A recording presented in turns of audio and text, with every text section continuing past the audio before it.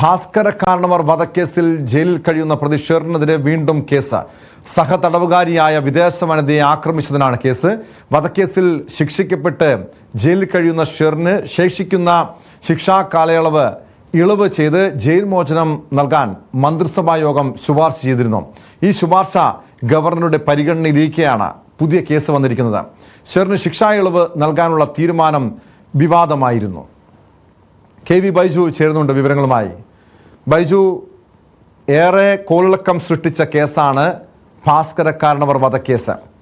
ആ കേസിൽ ശിക്ഷിക്കപ്പെട്ട് ജയിലിൽ കഴിയുന്ന ഷെറിന് ശിക്ഷാ കാലയളവിൽ ഇളവ് ചെയ്ത് ജയിൽ മോചനം നൽകാൻ മന്ത്രിസഭാ യോഗം തീരുമാനിച്ചാണ്. അത് വലിയ വിവാദമായതാണ്. അതിനിടെയാണ് ഇപ്പോൾ ഷെറിനെതിരെ വീണ്ടും ഒരു കേസ് വന്നിരിക്കുന്നത്. സഹതടവുകാരിയായ വിദേശ വനിതയെ ആക്രമിച്ചതിനുള്ള കേസ്. സ്വാഭാവികമായി ഇത്തരൊരു കേസ് വന്ന പശ്ചാത്തലത്തിൽ ഇനി ഷെറിൻ്റെ ജയിൽ മോചനം, അതായത് ശിക്ഷാ ഇളവിൽ മേലുള്ള ജയിൽ മോചനം സാധ്യമാകുമോ?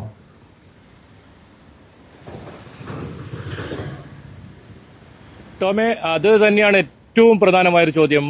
ഏതായാലും സംസ്ഥാന സർക്കാർ ജയിൽ മോചനത്തിന് പച്ചക്കൊടി വീശിയ ഒരു പ്രതി, അതായത് ജയിലിൽ മാനസാന്തരപ്പെട്ടു, മാത്രമല്ല ശിക്ഷാ കാലയളവ് പൂർത്തിയാക്കി തുടങ്ങി കണ്ടെത്തലുകൾ ജയിൽ ഉപദേശക സമിതിയുടെ ഭാഗത്തുനിന്നുണ്ടായി. ഇത്തരത്തിലുള്ള ഒരു പ്രതിയാണ് ഇപ്പോൾ ഈ സഹതടവുകാരിയെ തന്നെ മർദ്ദിച്ചു എന്ന കേസിൽ വീണ്ടും ഒരു കേസിൽ പ്രതി ചേർക്കപ്പെടുന്നത്. എന്തായാലും ടോം സൂചിപ്പിച്ചതുപോലെ തന്നെ വലിയ വിവാദം, വലിയ ചർച്ച, രാഷ്ട്രീയത്തിന് വലിയ ചർച്ചയായ വിഷയമാണ് ഈ ഷെറിനുമായി ബന്ധപ്പെട്ട്, ഇത്തരത്തിൽ ജയിൽ മോചനവുമായി ബന്ധപ്പെട്ട് ഉള്ള വിവരം.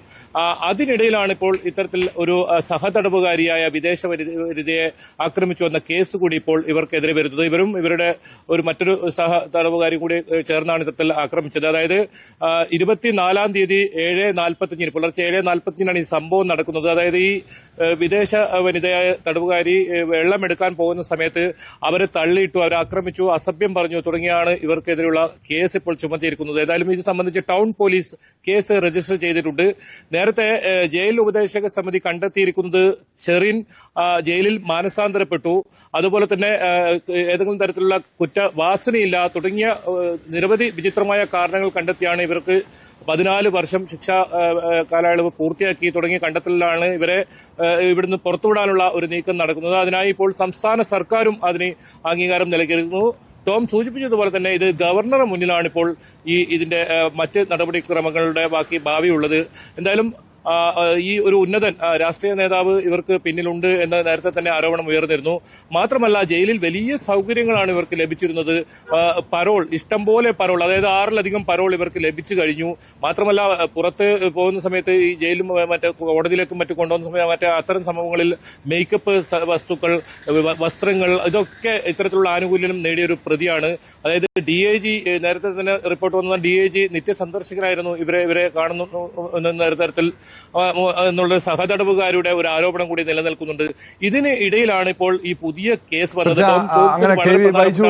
സൂചിപ്പിച്ചതുപോലെ ഏറെ കോളിളക്കം സൃഷ്ടിച്ചൊരു കേസാണ്. 2009 നവംബർ 8-നാണ് ചെങ്ങന്നൂർ സ്വദേശി ഭാസ്കര കാരണവർ കൊല്ലപ്പെടുന്നത്. മകന്റെ ഭാര്യയായിരുന്ന ഷെറിനും കാമുകനും ചേർന്നാണ് ഭാസ്കര കാരണവരെ കൊലപ്പെടുത്തിയെന്നായിരുന്നു കേസ്. കാമുകനുമായുള്ള ബന്ധം കണ്ടുപിടിച്ചതിനെ തുടർന്നാണ് ഭർത്തൃപിതാവിനെ ഷെറിൻ കൊലപ്പെടുത്തിയത്. മാവേലിക്കര അതിവേഗ കോടതിയാണ് ഷെറിനെ ജീവപര്യന്തം തടവിന് ശിക്ഷിച്ചത്. ഈ ശിക്ഷ ഹൈക്കോടതിയും സുപ്രീം കോടതിയും ശരിവെച്ചതാണ്. പക്ഷേ ഈ ശിക്ഷാ കാലയളവിനിടെ ഷെറിന് പല രീതിയിലുള്ള ആനുകൂല്യങ്ങൾ ജയിൽ വകുപ്പ് നൽകിയിരുന്നു എന്ന രീതിയിലുള്ള ആരോപണങ്ങളൊക്കെ ഉയർന്നു വന്നതാണ്. KV ബൈജു സൂചിപ്പിച്ചതുപോലെ ജയിലിനുള്ളിൽ ബ്യൂട്ടി പാർലറിന്റെ സൗകര്യം പോലും ഒരുക്കുന്നു, പലപ്പോഴും പരോളിനിറങ്ങാൻ സാഹചര്യം ഒരുക്കുന്നു, പല ഉന്നതരുമായിട്ടുള്ള ബന്ധം, അങ്ങനെ പല പോലീസ് ഉന്നതരും ഷെറിന്റെ നിത്യസന്ദർശകരാകുന്നു. ഒടുവിലൊരു മന്ത്രി പോലും ഷെറിന് വേണ്ടി വഴിവിട്ട സഹായം ചെയ്തുവെന്ന് ഈ കേസുമായി ബന്ധപ്പെട്ട് ആരോപണം ഉയർന്നതുകൂടിയാണ്.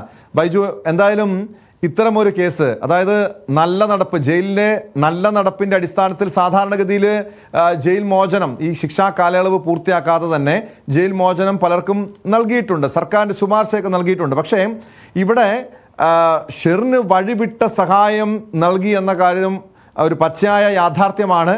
പല ഉന്നതരും ഇവർക്ക് വേണ്ടി ഇടപെട്ടു എന്നത് ഒരു വസ്തുതയാണ്. മാത്രമല്ല അതിന് ആരോപണം മാത്രമല്ല, പല തെളിവുകളും ഇതുമായി ബന്ധപ്പെട്ടൊക്കെ പുറത്തു വന്നിട്ടുള്ളതുമാണ്. പക്ഷേ ഇതുപോലൊരു കേസ് ജയിലിൽ വെച്ച് ഒരു സഹതടവുകാരിയെ, ഒരു വിദേശ വനിതയെ ആക്രമിച്ചു എന്ന് പറയുമ്പോൾ അവർ ജയിലിൽ നല്ല നടപ്പല്ല നടത്തുന്നത് എന്ന കാര്യം വ്യക്തമാണ്. അതുകൊണ്ട് തന്നെ സർക്കാർ ഇത്തരമൊരു ശുപാർശ ചെയ്ത സാഹചര്യത്തിൽ, ഗവർണറുടെ പരിഗണനയില്ല ശുപാർശയുള്ള സാഹചര്യത്തിൽ ഇനി എന്തായാലും സർക്കാരിന് ജയിൽ മോചനവുമായി മുന്നോട്ട് പോകാൻ സാധിക്കുമോ?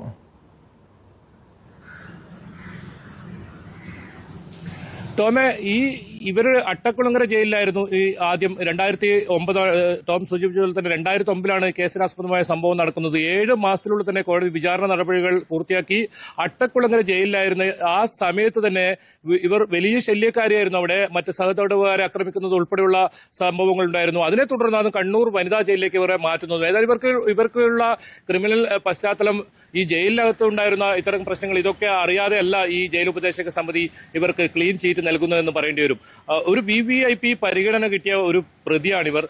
ടോം സൂചിപ്പിച്ചതുപോലെ തന്നെ മന്ത്രിസഭയിലെ ഒരാൾക്ക് ഉന്നത ബന്ധം, അത്തരത്തിലുള്ള ബന്ധം DIGയുമായി നിത്യ സന്ദർശകനായ DIG മാറുന്നു. അത്തരത്തിൽ വലിയ ബന്ധങ്ങളൊക്കെ ഉള്ള ഒരാൾ ഇപ്പോൾ ഈ കേസിൽ പ്രതിയായതോടുകൂടി ഇനി സർക്കാർ ഇതിൽ എന്ത് തീരുമാനമെടുക്കും എന്നത് വളരെ പ്രധാനമാണ്.